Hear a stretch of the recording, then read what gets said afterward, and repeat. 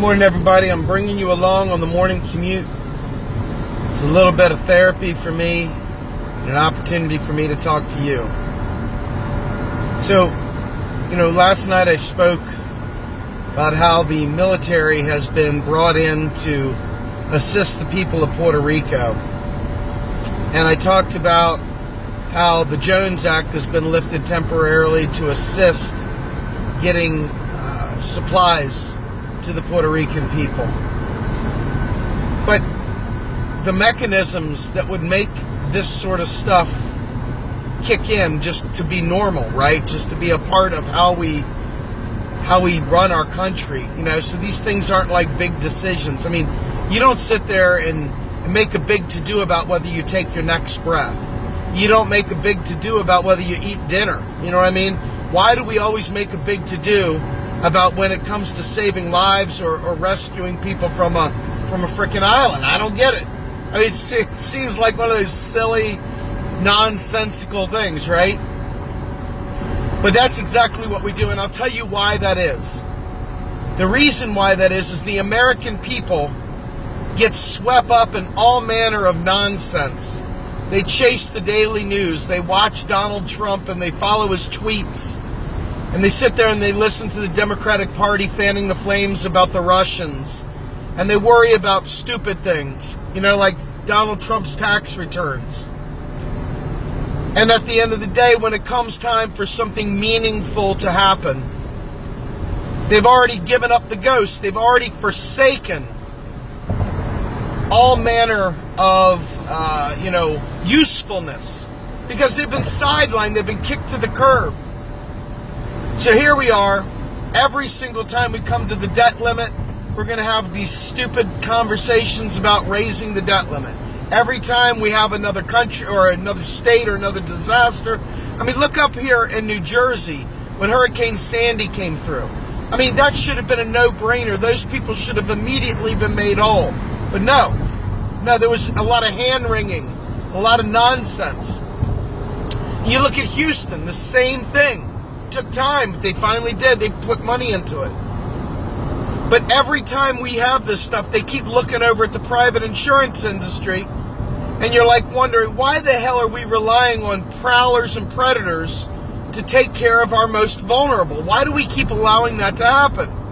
And it's because we don't understand economics. So all these wonderful progressive ideas that I hear people talk about, and more importantly, all the people that say, well, you focus on economics, Steve. We have other things we focus on too. Everything isn't about economics.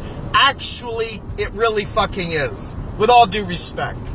Every single thing we care about comes back to economics. And so, when I think to myself, people acting like they don't want to learn economics, or they don't have time to learn economics, or it's too complex to learn basic frickin' economics, okay? I scratch my head because I realize that there is nothing that our movement wants to accomplish that does not require money. It requires money. Where's the money? The money. We got to find the money. How do we find the money? We're going to dig it up. We're going to cut somewhere. We got to spend. Bullshit. We always have it because we create it. And so everybody's like, well, if we just cut the military spending, then we could have health care. No, don't tie the two together. You may want to cut the military, but it's not a requirement to have single payer. And these countries, these island communities, these areas that have been hit by disaster, we don't need to cut spending somewhere else to save them either. You understand that's a two-front war. It's really only a one-front war. And it only needs to be a one-front war. And that means that we've got to state unequivocally what our priorities are. But instead, we sit there and say, well, if we just wouldn't make so many bombs, if the taxpayers' money wasn't spent on bombs, we could have nice things. Well, I look to the Puerto Rican people and I say to you that they suffer because of that lie. They suffer because of that lie.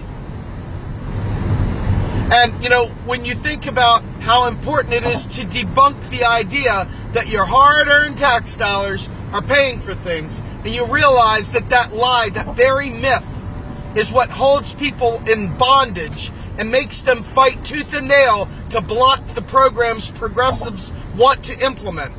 If you understand that that lie alone is the thing that stands between us and a New Deal, instead of just chipping away at Medicare or chipping away at this, that, and the other, we could do the full Nestea plunge and have it all. But no, we've got to sit there and debate endlessly about the taxpayer dollar. You're going to realize that every time you say that, you're killing someone. It's almost like every minute of every day, someone dies from economic illiteracy. The latest commercial, you know, don't be an economic murderer. Don't do death by policy. Don't be a murderer by proxy. You know, you could have the ding, you know, the glowing tooth, ding. And this is the stuff that I need us to get through to our heads, because if we don't get this through to our heads, when the next bozo gets into office, you're going to be sitting there debating about where your hard-earned tax dollars go. You're going to be wondering why we can't afford nice things in the next breath.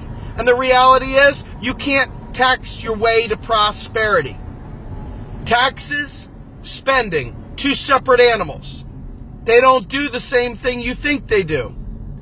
Taxes drive the use of our currency. Spending is spending.